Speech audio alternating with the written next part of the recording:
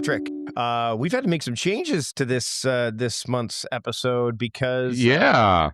which is fitting considering that we're Yeah. talking about adaptability, right? We had to adapt. We had to adapt because of a number of reasons. Number one, technical issues, which are on me. Yes. Number two, getting sick, which is on me. Well, it's in you, It's maybe? in me. You're trying and not to then get it on anyone else, I suppose. yeah. So I mean, in essence, we are walking the talk with this episode. Normally, we would have released this episode last week, but due to technical issues, due to us, and again, we have a rhythm that we follow when we record these, and so when that goes out of sync, we have to adapt, right? Yep. that sort of thing, and so. Well, and that adaptation then cascades down the line, right? Right. And there comes a point. It's like with anything, but especially when it comes to being to adapting and being adaptable, is you've got to stop. You've got to pause. You can't adapt as effectively, I don't think, while you're in motion, right? Like, I think sometimes it's necessary, right? Like, I mean, I think in certain situations, like, I mean, I remember distinctly when we were tubing one year down the river up island, and there was a certain path that they said, if you go down this path, then it's going to be rougher for you. So try to avoid it. Well, we didn't avoid it. We somehow got pulled over and we couldn't course correct in time. And so we just had to go through it. And it made the overall experience less palatable. Like if someone was to say to me, "Hey, Mike, you want to go up to the Cowichan River and tube?" I'd be like, "Probably not." Kind of like with my son breaking his arm and saying, well, what's the lesson here? Well, don't do cartwheels. I mean, that's not the lesson. but you and I were talking about before we hit record how I've never broken a bone, and why? Yeah, which is amazing to me, by the way. Yeah, I've never. I've broken enough for both of us. For sure. For me, it's always been like, okay, number one, yeah, I'm not involved with athletics very much, and number two, I'll look at something and go, yeah, there's a chance that I could get hurt doing this, so I will avoid it. Now that's neither, that's not me saying, hey, you should avoid things that, none of that stuff. It's just that's how the flavor that I've kind of gone through my life with. I know as I get older that there's a likelihood I will probably break a bone. Like, I mean, as we get older, that that happens.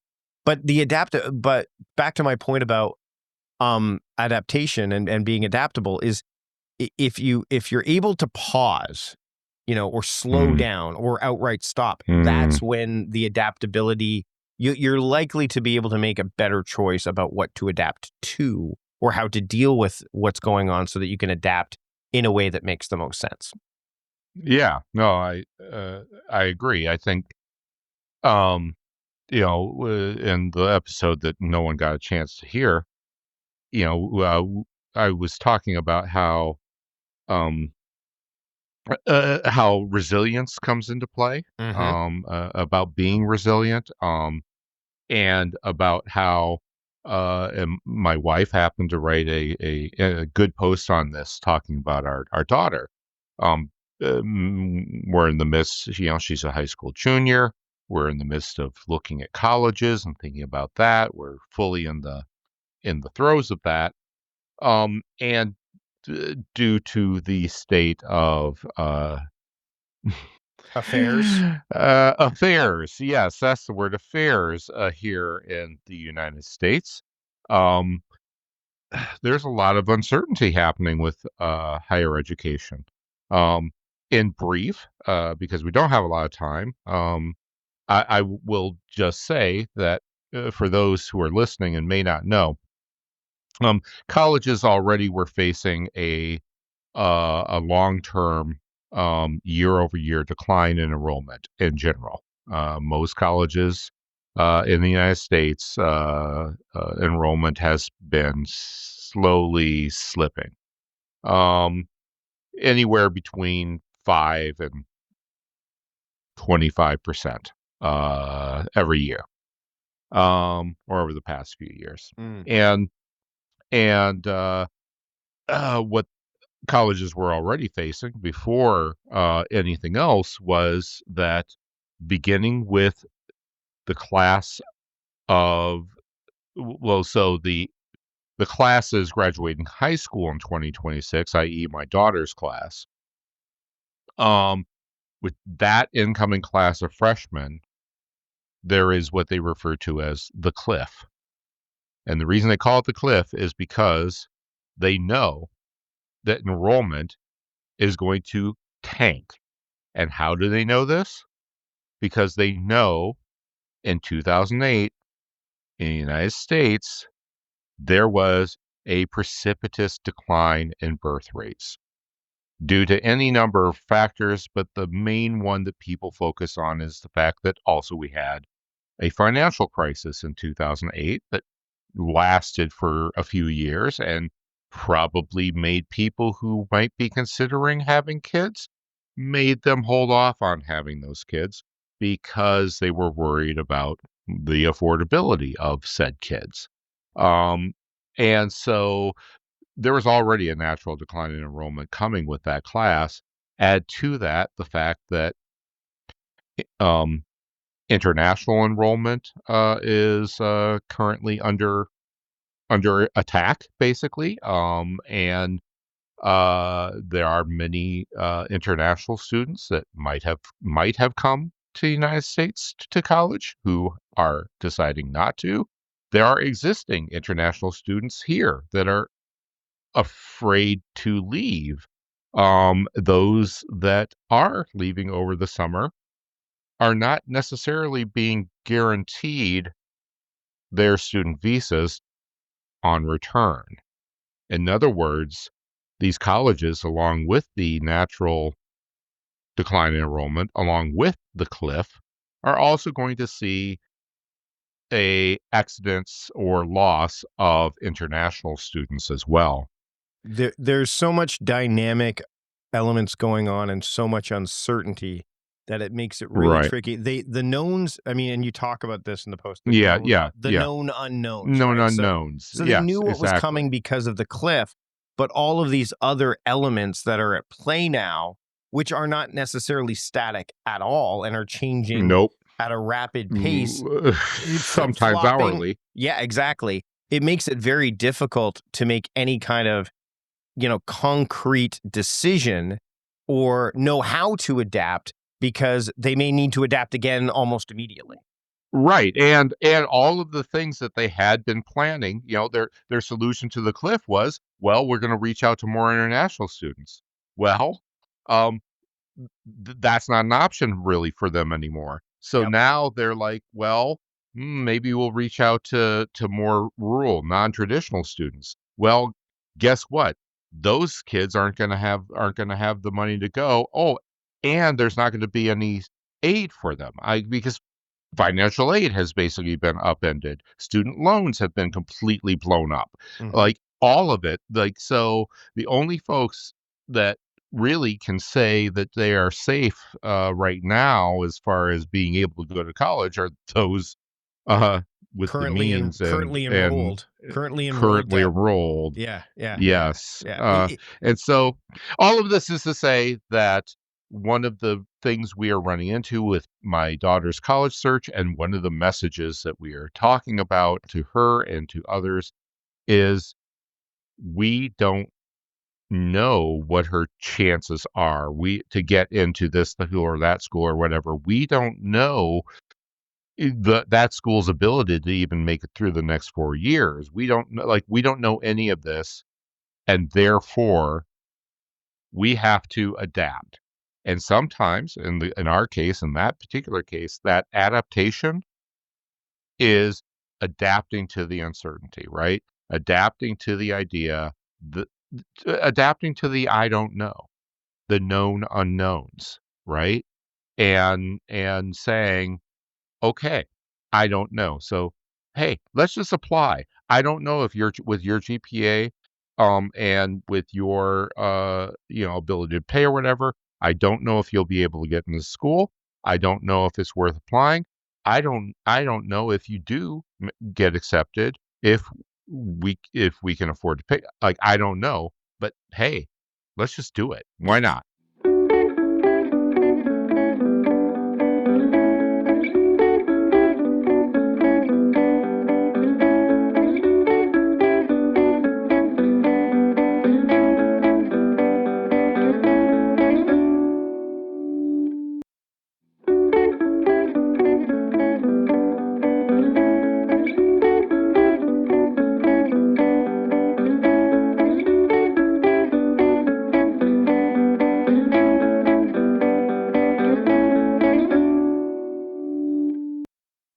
You know, I was thinking about this as we were going through, the idea of coping with what's going on and the need to adapt. Resilience being one of those terms. We're going to link to both those posts, obviously, in the show notes. And one of the things that comes to mind is this desire to know, but not only the desire to know, but to be as precise as possible with, and when things are so dynamic, seeking precision seems counterproductive. And what I mean by that is, so I prefer that people think to zoom wider, right? So in other words, you could talk about flexibility and all of that, but the term tolerance comes to mind. Like what is the range, And in certain things, especially when there's so many things going on, all you can hope for is, what can I tolerate? What's the tolerance level of this? Because we're living in a world where speed is still very much the value proposition that we go, how quickly can we do this? How quick, let's get this happening. Let's make it happen. Again, that post I wrote about, we've talked about this before, about efficiency and where efficiency gets it wrong, right? So to me, the idea of adapting, which we need to do, and I alluded to this earlier, and the fact that pausing or slowing down allows us to adapt better. Yet, paradoxically, we live in a world that doesn't give you that time, space, room. Not necessarily because, so for example, applying to university or college or whatever, there is a window, right? There's a fairly large window, but there's also so many other things vying for our attention that unless we get it in front of us and have a way to circle back to it, whether, it's your calendar, to-do list, reminders, you're forced to adapt in a way that is not optimal, right? So that so really what you need to kind of figure out is, and this again requires that pause, is to go, okay, how do I set myself up in a way so that I can adapt when there's so much to adapt to? And not worry about it's like the people who when you're going to the airport, right? When you're taking a flight, I'm that person that likes to get to the airport with plenty of time, right? Because if I'm there through security and everything, if anything happens after that, it's not on me. It's on, it's the flight's delayed. Well, at least I was here on time. Flight's canceled. Well, at least, but if you've ever missed a flight, or you do this thing, and it's on TikTok right now, I'm going to link, where that idea of like, how close can I cut it? Because that's a thing, which is crazy to me. Like, who needs that anxiety, right? But I mean, if that happens, then you only have yourself to blame, because they have given you, lots of room to wait. Now, in some instances, and I've talked about this before, like on social media and stuff, some of it is, why are they giving us that much time? Like, I've gone through customs before in Canada, and I've been sitting in the Vancouver airport for 2.5 hours when it only took me 30 minutes to go through. And I ended up spending $40 on food because I didn't have a chance to eat before I went, right? So it's like, these businesses are being supported because of it. Wait a minute, is that part of the reason why they want to make sure these... I mean, I don't really care at this point, at least not at that point in time. Afterwards, I'll think about it. But my point is that it's the agency factor, right? Like, and the only way that you can have agency over, how you adapt is that slowing down. And yet we live in a world where it's like, slow down. What the heck are you doing? Like, you got to keep going. Well, and, so those who have listened for long enough are familiar with me or my work. know that I do circus rigging. For a Cirque du Soleil style circus that youth performing circus that's in town that my daughter's involved with. One of the things that we say, especially during training for new riggers, is move at the speed of safety. Right? Mm-hmm. That you think that moving fast is what we're looking for. And in fact, no, we're looking for you to move safely, right? Yeah. And not just safely for you, but especially safely for the performer that you are, or performers that you are setting up this equipment for. And a lot of people, when they're new, they're rushing because they think that they need a lot of time to get things done and this, that, and the other. And I'll come out, after them, training them, and I'll go, stop. And they'll just be like, wait, but we've got 10 more seconds to. I'm like, yeah, just stop. All right. Now take a deep breath. Okay. Now do it. Okay. Done. Lights up. We move off stage. And they're like, oh my God, that was cutting it close. I was, no, that wasn't cutting it close at all. That was me showing you that you had all the time in the world. You had enough time to stop, take a breath, and do it safely. You'd be surprised how long 5 seconds feels when you're under the gun. Yeah. 10 seconds is a lifetime under the gun. And that's the thing that, that it takes a while to get into your head. That when we look at the cue sheet and we see, we've got a minute and 20 seconds to set up the flying net. Most people look at that and they go, oh my gosh. And I go, oh, we'll do it in 30. We'll do it in 30 seconds. I love it. We'll have a full minute. I love that you took it here, because there's two things that came to mind immediately as you were talking with us. Number one, I do this exercise whenever I've done talks in person, where it's like, we're gonna take 60 seconds and do nothing. Put your laptops down, close your notebooks.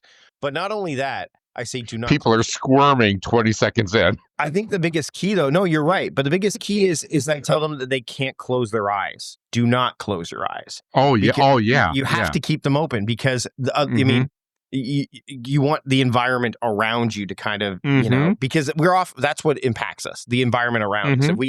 If you close your eyes, all of a sudden there's nothing to focus on other than, say, breath or whatever. But I will tell you that when I do this, I never do a full minute. I do like 42 seconds. But you're right. People are screaming like they're and when I'm done and I set the timer go off, I like, what are some of the comments I hear? Anxious, worry, concern, waste of time, bored, and then the people who have meditated, they're like, that didn't really feel like a minute. Like, well, congratulations, it wasn't, because so it's really interesting. That was the first thing. The second, so that shows us that the thing that we need to work on maybe isn't how to be adaptable, because we are adaptable. Like, we adapt. It's what we've been doing forever and ever and ever. How well we do it is part of the thing, but we have to know how to stop, and how to recognize that a stop of 10 seconds, 5 seconds, 30 seconds, and just like that can make all the difference in the world.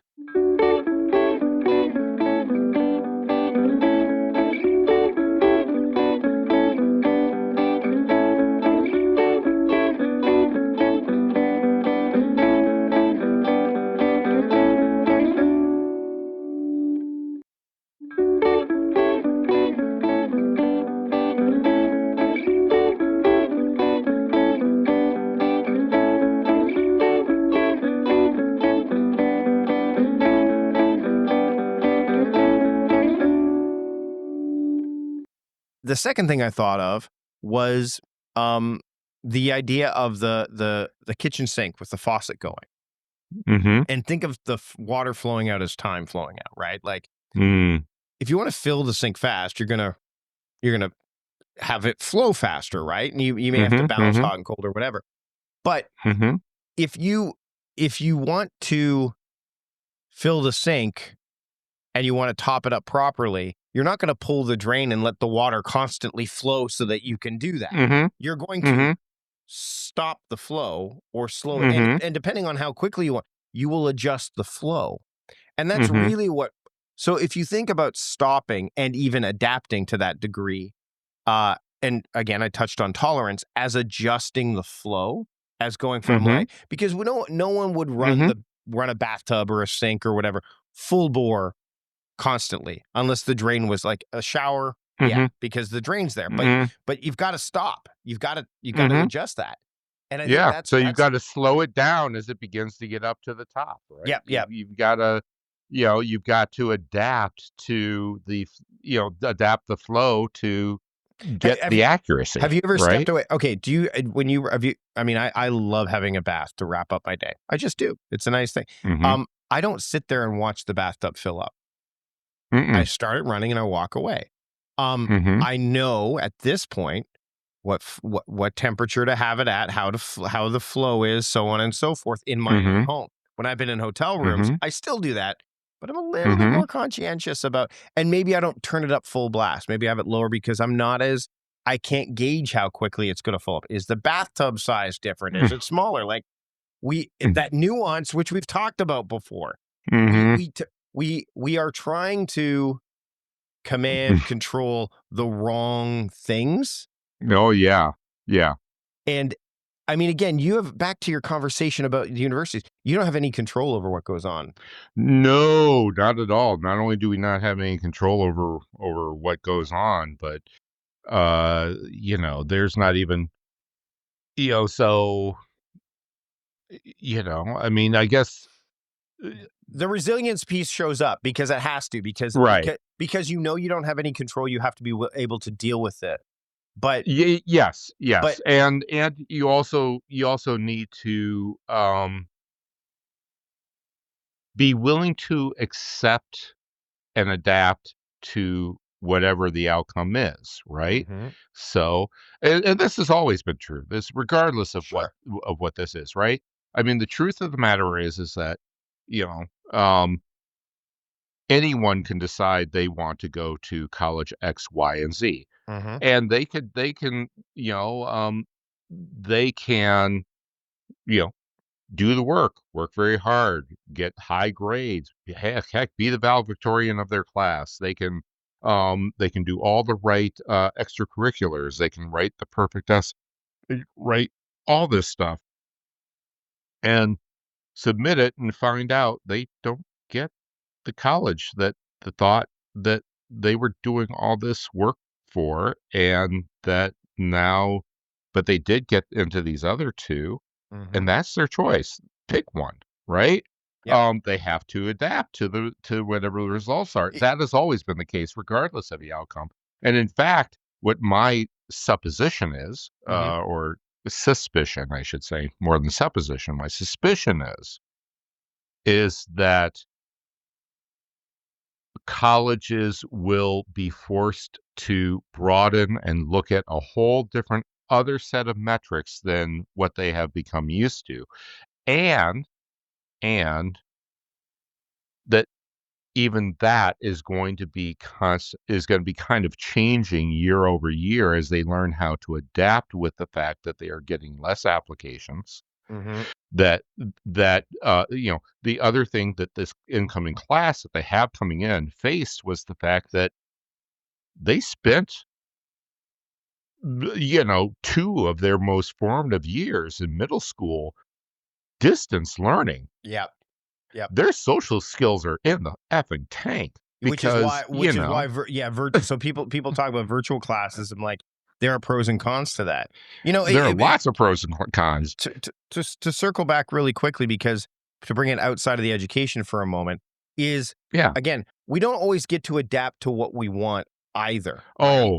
Right? No. And COVID's a perfect example. Right. Well, here's another example that I think says a lot based on entitlement, personal responsibility, et cetera, this idea of, so I'll give you an example. This happens in Canada a lot, especially, I'll look at the province to the next to us, Alberta.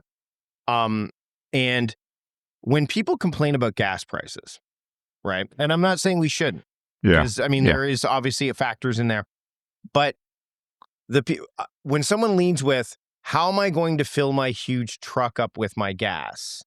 I'm like, you had to know when you bought that truck that it was going to guzzle gas. Like, you had to know yes. that. Yeah. Now, knowing that, you have no control over the price of gas. You don't.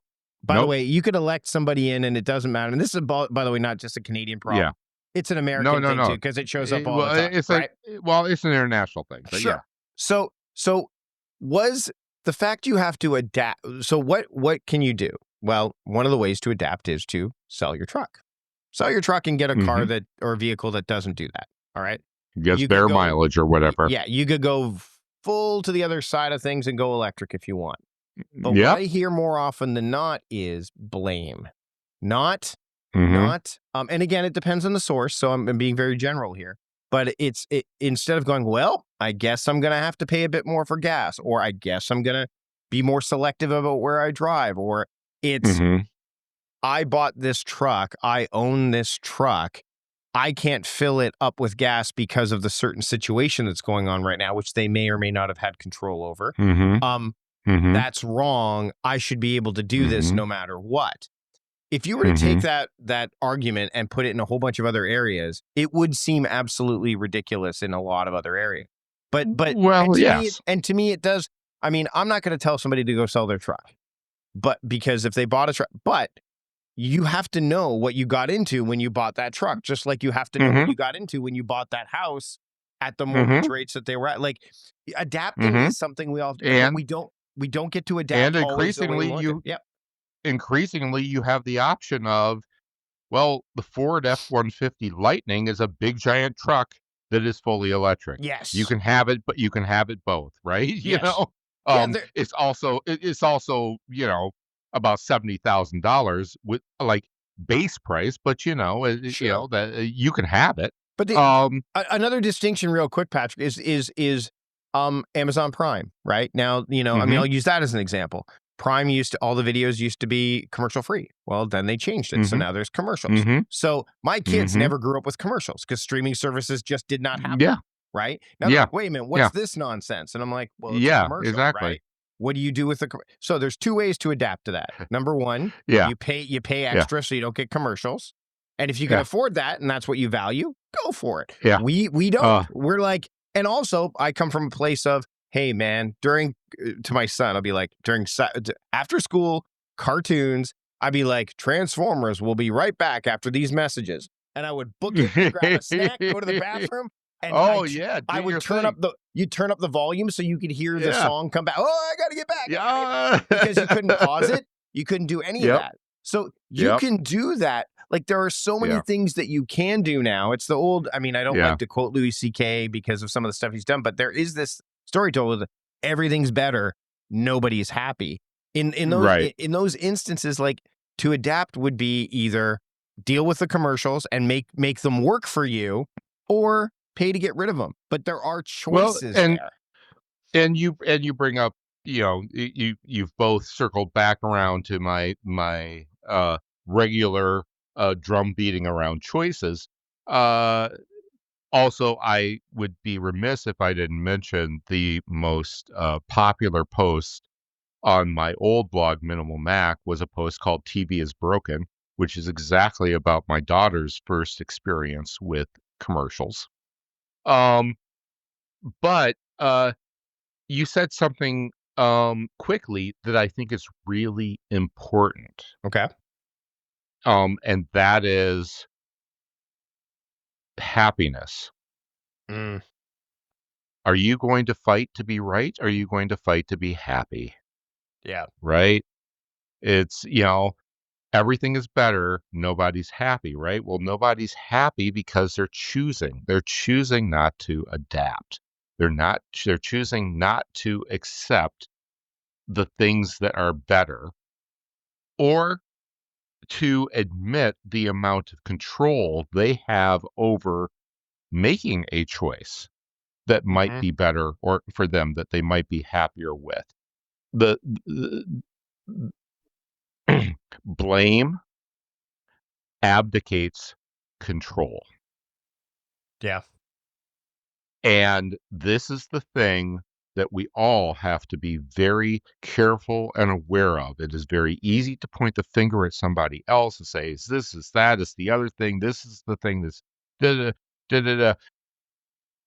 But that doesn't give you control. What gives you control is accepting, yes, this is bad.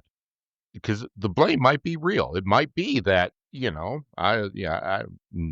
it. It might be that, yes, Amazon Prime has now added to commercials to their shows, and you are still not only paying the same price, you're paying a higher price than you did before When they right, didn't do that. right. Um, you know, but what adaptability does, what adapting to that does is, well, adapting starts with agreeing, well, I have a choice about that. And the way I'm going to adapt to that is either A, accept it. That's one adaptation. B, unsubscribe from it. That's another adapting to it, Mhm. right?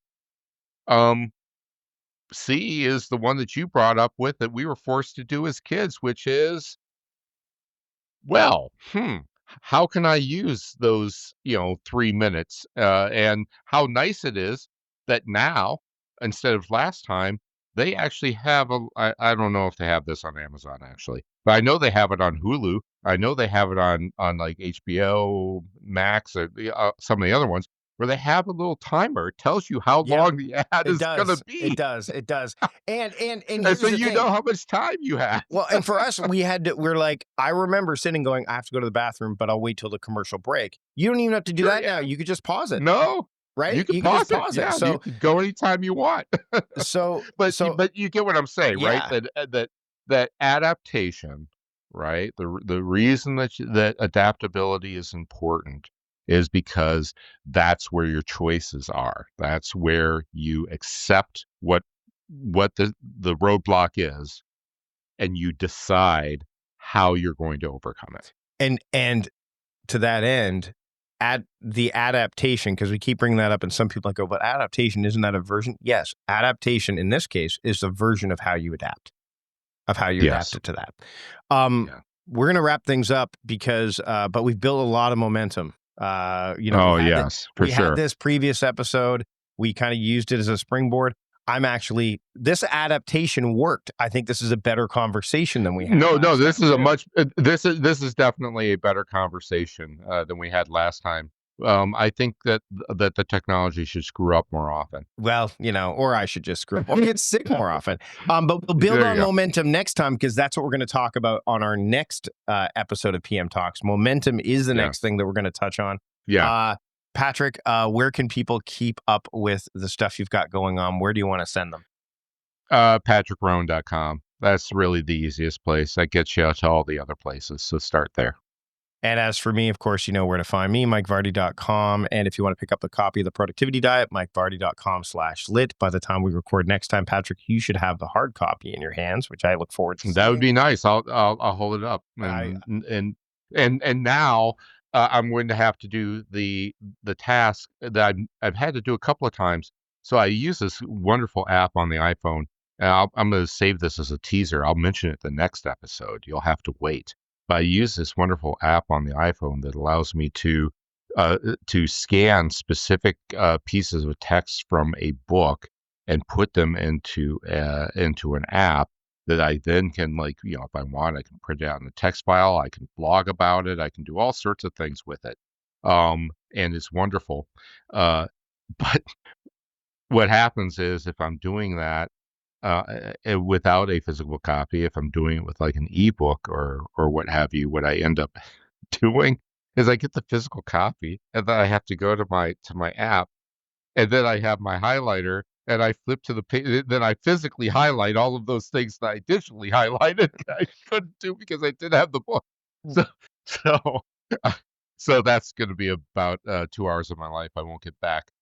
In any case, not that I'm not looking forward to skimming through the book again. Yes. Yeah. Well, let me. It's a wonderful book, and if anyone hasn't gotten this book, there are just so many, just like Mike can tell you. I immediately, like, when he sent out like the galley or whatever to me, like I just sent him this flurry of text through the first couple of chapters until I figured, okay, I'm not going to bug him with this anymore. It was just like, yes, oh my God, this quote, yes, oh my, yes. It was funny So because yeah, it's also on Blinkist now too, which is kind of nice. So if you want to be able to just get because the audiobook, again, adapting, I couldn't record the audiobook while I'm sick, so I had to make some changes there. But if you're interested in the audiobook version, an audio version, like kind of like a Cliff's Notes version, you can, and you're a Blinkist subscriber, it's already there as well. Interestingly, before I let you go, there was somebody who messaged me on LinkedIn and said that they found it on Blinkist, which is how I knew it was on Blinkist. I knew I'd made a deal with them, but I didn't know it was actually on yet. And they said, yeah, "Thank you. I've picked up the book. Thanks for writing such a masterpiece." And I went to my wife, and of course, I mean, I'm just playing around here, but I said, "Does that mean I don't have to write anymore? Like, is that what hey, happens? Like, is that it?" it can, yeah, sure, It's it could be. it's not, Maybe you have to adapt to a different career. or build on the momentum, right? So Ah. there we go. Patrick, thanks again for taking the time today. Yeah. We'll see you Thank next you, time. Mike. All right, cheers. Okay. Bye.